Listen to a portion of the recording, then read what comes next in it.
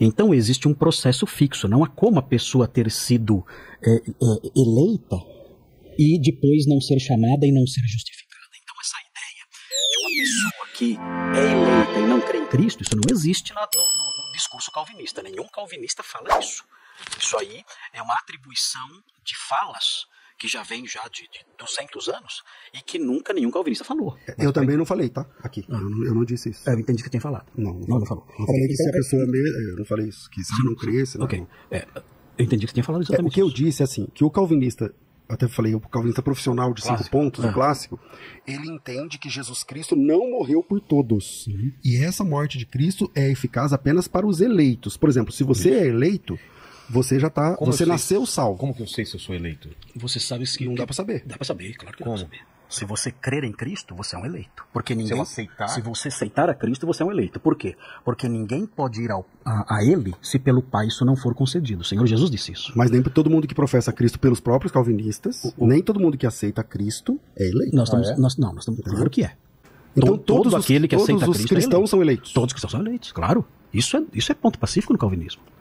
Todo cristão, todo aquele que crê em Cristo é um eleito. Isso não tem dúvida nenhuma. E para o arminiano também. Para o arminiano também. Quem crê em Jesus é salvo. Agora, quando eu digo, o primeiro ponto lá que eu falei, da Tulipe que eu discordo, que não é exatamente no primeiro da Tulipe, mas é o primeiro que eu levantei aqui, é que Jesus Cristo não morreu por todos, entende? Então, se o pastor Granconato é realmente de 5 pontos, ele tem que dizer aqui, publicamente, que crê que Jesus não morreu por todo mundo. Claro que não. E ele não morreu por todos. Deixa eu explicar melhor. Tá. Primeiro, a questão dos eleitos de Deus. Isso é ponto pacífico. A Bíblia mostra expressamente que Deus tem seus eleitos. Eu tenho aqui, por exemplo, em Atos 13, no versículo 48, fala assim: os gentios, ouvindo isso, aqui é o evangelho sendo pregado na cidade de Antioquia da Pisídia. Ele fala o seguinte: os gentios, ouvindo isso, regozijavam-se e glorificavam a palavra do Senhor, e creram todos os que haviam sido destinados para a vida eterna. O texto estabelece aqui uma designação para essas pessoas, explicando por que elas creram. Elas creram por quê? Porque foram destinadas para a vida eterna. Tem um outro texto que eu acho interessante, que é Apocalipse 17:8. São só alguns exemplos disso. Há outros textos, é claro, tem um monte aqui, tem uma lista enorme aqui de textos que mostram a eleição. A eleição não é problema para o arminianismo. Os arminianos, o próprio Armínio, ele cria na eleição. O problema é que Armínio cria na eleição por outros mecanismos, mas ninguém rejeita a eleição porque é uma expressão bíblica. Deixa eu ler aqui Apocalipse 17:8. Essa é a diferença sobre como é feita essa eleição. Exatamente, essa é a distinção. Então, por exemplo, Apocalipse 17:8 fala assim: a besta que viste é escatológico, né? Era e não é, e está para emergir do abismo e caminha para a destruição. E aqueles que habitam sobre a terra, cujos nomes não foram escritos no livro da vida desde a fundação do mundo, se admirarão, vendo a besta que era e não é, mas aparecerá. O texto aqui fala de um livro da vida escrito desde a fundação do mundo. Ou seja, existe um registro, por assim dizer, né? Um registro das pessoas salvas. E a Bíblia sempre se refere a esse grupo como grupo de eleitos. A Bíblia fala em Mateus 24 que se não fosse por causa dos eleitos, os sofrimentos da tribulação seriam muito maiores. Romanos 8 fala da eleição segundo a graça, que muitos judeus permanecem firmes porque foram eleitos segundo a graça. Efésios 1 fala que nós somos eleitos antes da fundação do mundo. Então existe uma série de textos que mostram isso aí. Agora, sobre a expiação limitada, isso aí é um ponto que os próprios calvinistas... O que é expiação limitada? Que Jesus não morreu Cristo por todos. Morreu só pelos esse eleitos. ponto que eu levantei lá atrás, agora. Eu creio que Jesus morreu por todos e ele não crê que Jesus morreu por todos. Isso. E o nome disso é expiação limitada. A expiação dos pecados que Jesus fez na cruz não serve para todo mundo. Não foi ilimitada. Não foi limitada. Ele crê que foi limitada, eu creio que foi ilimitado para todos. Porque a grande pergunta é a seguinte: Cristo morreu para abrir a possibilidade para um número ilimitado de pessoas serem salvas, ou Cristo morreu para comprar um grupo que ele já tinha escolhido? Ora, se eu creio que ele já tinha os seus eleitos, então eu creio que ele veio aqui para resgatar esses eleitos que ele já tinha. Não fazia sentido ele morrer por alguém que não estava lá no grupo de eleitos desde antes da fundação do mundo. Então esse é o aspecto lógico. Tem a ver com o pecado original ou não, tudo isso que a gente está falando? Assim, não diretamente, não tem a ver, porque é assim, a eleição incondicional, ela é pela graça, não tem uma razão para ela. Entendi. Deus não escolheu você pelas minhas ações. Pelas suas ações, porque ele viu algo legal em você. Ele escolheu você gratuitamente, de acordo com o beneplácito da sua vontade, diz Efésios. E isso significa que a graça não tem motivos. Por que Deus me escolheu e não outro? É o abismo da cruz que Agostinho falava. Ele falou assim, olha, isso aí é o abismo da cruz. Eu não consigo explicar isso, não há razão. E a graça é isso, é a ausência de motivos. Deus me escolheu sem que eu fosse melhor do que o fulano. Agora, então isso é a graça de Deus. Agora, só uma coisinha rapidinho. Assim, a expiação limitada, dentro do universo calvinista, existe uma vertente que é chamado de universalismo hipotético, que fala o seguinte, não, Cristo morreu por todos, é o calvinista de 4 pontos da escola de Saumur. A escola de Saumur, na França, de um cara chamado Amiot, era o sobrenome dele, né? Moisés Amiot, ele falava assim, não, Cristo morreu por todo mundo, ou seja, ele morreu por todos, é universalismo hipotético. Por quê? Ele morreu por todos para que na hipótese de alguém crer, a pessoa possa crer. O calvinismo de Dort fala, não, Cristo morreu para comprar ali os seus eleitos apenas. Agora, em que ponto eu acho que o arminianismo acaba caindo nisso também? Na verdade, o arminianismo, ele crê na expiação limitada também. Por quê?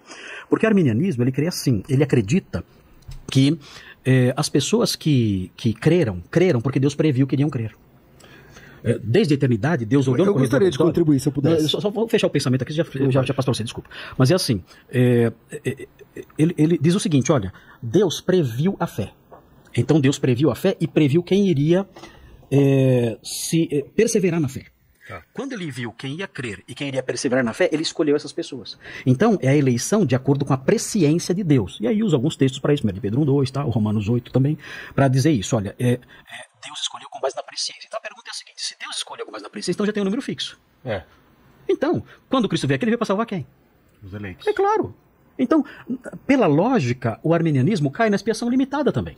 Então eu posso falar, não, ele veio aqui e tá, morreu por todo mundo. Não, morreu à toa então. Morreu à toa, porque já tinha o número definido, pela presciência, quem iria ser salvo e quem iria perseverar, e ele veio para morrer por quê? Por eles, é lógico, é evidente. Então, é claro que o arminianismo acaba caindo nisso também, ainda que não queira admitir. Mas esse é o fato. Né? Vamos lá. Então vamos lá. É bom esclarecer, enfatizar que o princípio bíblico é que Jesus Cristo morreu por todos. Por todas as pessoas. A Bíblia diz isso, Vilela, vez após vez.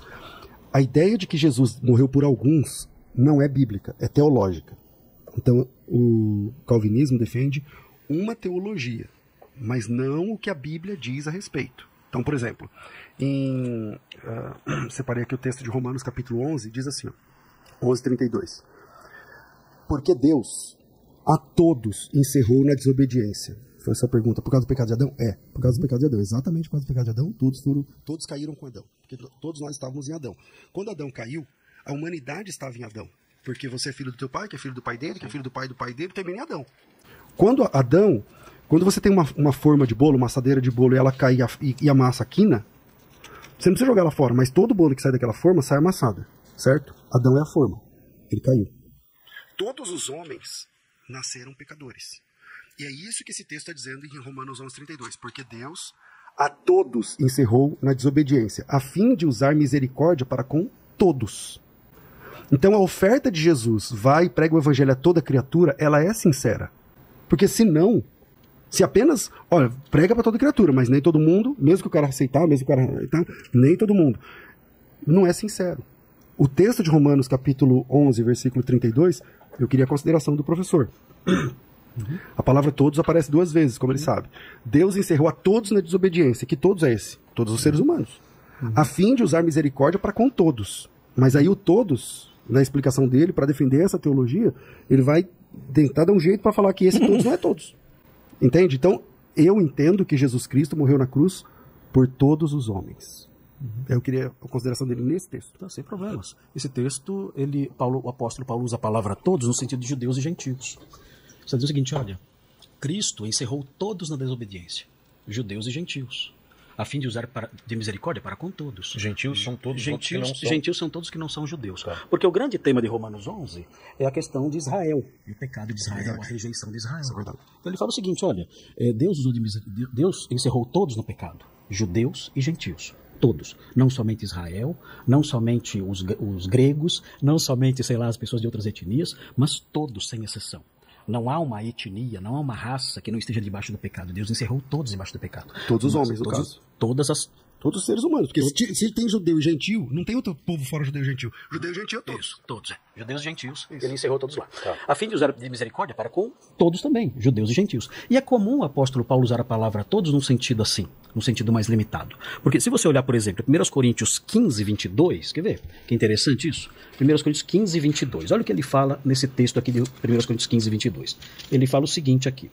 Deixa eu ler aqui para vocês. Porque assim como em Adão, todos morrem, ok? Certo. E tá certo. Todos morrem em Adão. A partir de Adão, todos Sim, todos morrem pelo pecado. Exatamente. Agora veja a sequência. Assim também todos serão vivificados em Cristo. Cada ser humano será vivificado em Cristo? Cada ser humano receberá a vida que Cristo dá? Então nós percebemos que o apóstolo Paulo muitas vezes ele faz uma alternância. Isso você vê em Romanos 5, por exemplo, Vilela. Em Romanos 5 você vê o apóstolo Paulo usando muito a alternância entre a palavra todos e muitos. Parece que para o apóstolo Paulo, especialmente em Romanos 5, quem está em casa pode ler depois Romanos 5, vai ver que existe uma alternância desses dois termos. Todos e muitos. Parece que para ele são termos intercambiáveis. E ele usa isso até por uma questão estilística. E aqui é um exemplo disso. A palavra todos nem sempre significa cada ser humano que é na Terra. Por exemplo, o próprio João, aliás, parece que isso era uma coisa meio cultural. João disse o seguinte, Jesus falando, olha, quando eu for levantado da terra, se referindo à crucificação dele, atrairei todos a mim mesmo. Oh, todos seria então cada ser humano? Cada ser humano da terra é atraído para a cruz de Cristo? Quem dera isso fosse verdade, isso não acontece. Então nós percebemos que nós não podemos atribuir a palavra a todos no Novo Testamento o mesmo sentido, o mesmo escopo, a mesma abrangência que nós atribuímos a palavra a todos no português.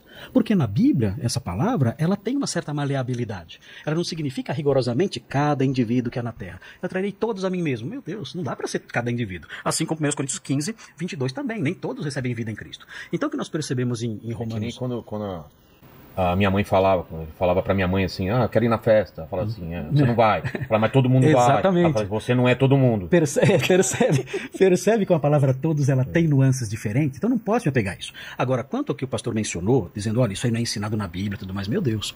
Eu quero só lembrar aqui que o calvinismo é uma posição fundamentada fortemente em trabalho exegético. O arminianismo nasceu num contexto em que a teologia não era uma teologia voltada tanto para a exegese. João Calvino foi um mestre em exegese. As Institutas e todas as suas obras são obras de exegese num nível altíssimo. Armínio não era um exegeta.